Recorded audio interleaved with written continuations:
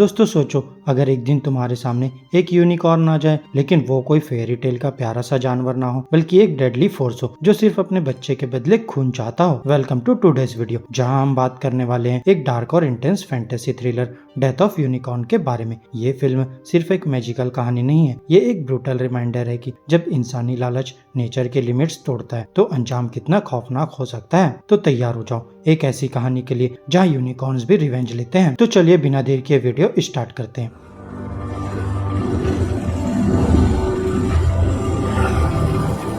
दोस्तों कहानी की शुरुआत होती है एलियट और उसकी बेटी रिडली के साथ, जो कार में अपने बॉस ऑडेल से मिलने जा रहे हैं। ऑडेल एक बड़ी फार्मास्यूटिकल कंपनी का मालिक है और कैंसर के लास्ट स्टेज में है। वो चाहते हैं कि एलियट उनके बाद वाइस प्रेसिडेंट बने। एलियट काफी एक्साइटेड होता है, लेकिन रास्ते में उसे डस्ट एलर्जी के कारण छींक आती है और उसका ध्यान भटक जाता है और उनका कार एक्सीडेंट हो जाता है। और जब वो दोनों होश में आते हैं तो देखते हैं कि उन्होंने किसी अजीब सी छोटी सी चीज को हिट किया है, लेकिन ध्यान से देखने पर पता चलता है इट्स अ बेबी यूनिकॉर्न। अब रिडली उस मैजिकल क्रिएचर से काफी अट्रैक्ट हो जाती है और जब वो उसके हॉर्न को टच करती है तो उसे एक अजीब से विजन दिखती है। लेकिन एलियट, जो अपनी जॉब और इमेज को लेके बहुत पैरानॉइड है, उस यूनिकॉर्न को जिंदा छोड़ने के कॉन्सिक्वेंसेस से डर जाता है। रिडली के मना करने के बावजूद वो एक्स से बेबी यूनिकॉर्न को मार देता है। अब दोनों उसकी बॉडी को छुपाने का प्लान बनाते हैं और ऑडेल के मेंशन के लिए निकल जाते हैं। अब ऑडेल के घर पहुंचकर जब एलियट अपनी प्रमोशन की बात करता है, तभी रिडली एक और शॉकिंग चीज नोटिस करती है।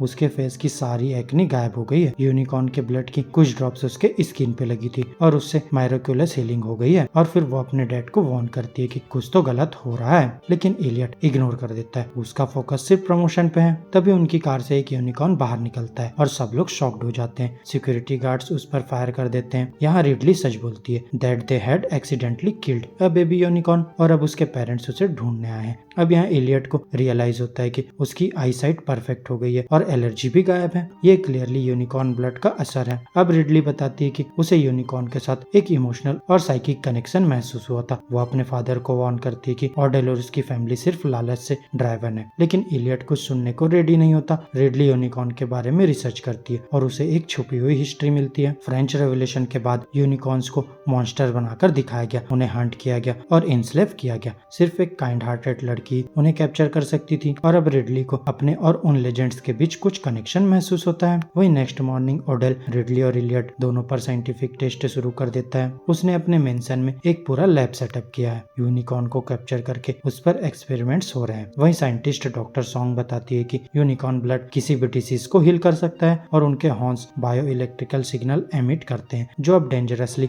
स्ट्रॉन्ग हो रहे हैं। और फिर ऑडेल अपने आप पर एक एक्सपेरिमेंट करवाता है। पाउडर्ड यूनिकॉर्न हॉर्न यूज करता है अपने कैंसर ट्रीट करने के लिए और मिरेक्युलसली वो रिकवर होने लगता है। यहाँ सब इम्प्रेस्ड होते हैं, लेकिन रिडली डिस्टर्ब्ड है। उसे लगता है कि यूनिकॉर्न का ये एक्सप्लॉइटेशन गलत है। वो सबको वार्न करती है, लेकिन कोई नहीं मानता। यहाँ ऑडेल की वाइफ कहती है कि लिमिटेड सप्लाई का मतलब है ज्यादा डिमांड। वो इस अपॉर्चुनिटी को गोल्ड माइन की तरह देख रही है। और फिर रिडली को विजन आनी शुरू हो जाती है। मिस्टीरियसली लाइट स्काई में दिखने लगते हैं और फिर उसे लगता है कि यूनिकॉर्न्स किसी और बड़ी कॉस्मिक पावर से जुड़े हुए हैं। इस बीच ऑडेल डिसाइड करता है कि यूनिकॉर्न को कंपनी हाईक्वार्टर भेज दिया जाए और बड़ा प्रॉफिट कमाया जाए। अब जब यूनिकॉर्न को एक टनल के थ्रू ट्रांसपोर्ट किया जा रहा होता है, तभी उसके बायो सिग्नल्स स्पाइक कर जाते हैं, इलेक्ट्रॉनिक्स फेल हो जाते हैं और यूनिकॉर्न के पेरेंट्स अटैक कर देते हैं। यहाँ डॉक्टर सॉन्ग मार दी जाती है और एक एडल्ट यूनिकॉर्न सब गार्ड्स को मार देता है और एलियट और ऑडेल का पीछा करता है। रिडली भी एक कार अटैक में फंस जाती है, लेकिन उसका डैड उसे बचा लेते हैं। जब यूनिकॉर्न रिडली के सामने आता है तो उसका बिहेवियर चेंज हो जाता है। वो रिकॉग्नाइज करता है रिडली के साइकिक बॉन्ड को और उसे कुछ नहीं करता, लेकिन गन शॉट्स के कारण वो भाग जाता है। वहीं एंडर, ऑडेल का बेटा, रिडली को ब्लेम करता है कि उसने वार्न नहीं किया। यहाँ रिडली डिफेंड करती है, कहती है कि किसी ने उसकी बात ही नहीं सुनी। और फिर ऑडेल की वाइफ नोटिस करती है कि यूनिकॉर्न सिर्फ रिडली को नहीं छूते, शायद उसका कनेक्शन सच में रियल है। फिर भी ऑडेल और उसका बेटा यूनिकॉर्न को रिलीज नहीं करते। ग्रिड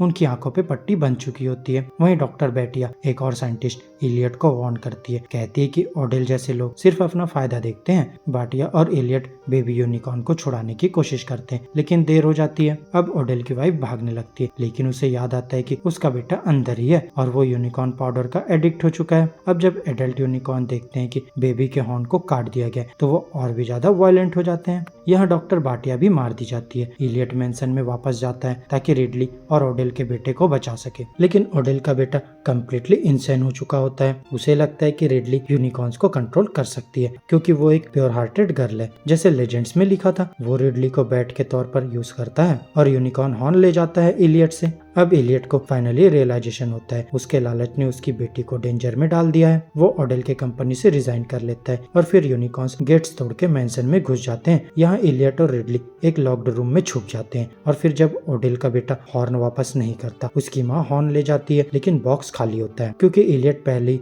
असली हॉर्न निकाल चुका होता है। अब इलियट रिडली को हॉर्न दे देता है और कहता है कि वो भाग जाए और वो अपनी लेट वाइफ से की गई प्रॉमिस याद करता है कि वो हमेशा अपनी बेटी को प्रोटेक्ट करेगा। यहाँ रिडली फॉरेस्ट की तरफ भाग जाती है और जब यूनिकॉर्न्स उसे कन्फ्रंट करते हैं तो वो उन्हें हॉर्न वापस दे देती है जो एक पीस का सिग्नल होता है। अब यूनिकॉर्न्स रिडली के गेस्चर को समझ जाते हैं और बिना किसी और का खून बहाए वापस फॉरेस्ट में चले जाते हैं। अब मैंसन में सिर्फ साइलेंस रह जाता है। ओडेल का बेटा प्रिसमेबली मार दिया जाता है। इलियट और रिडली सेफ है लेकिन डीपली चेंज्ड।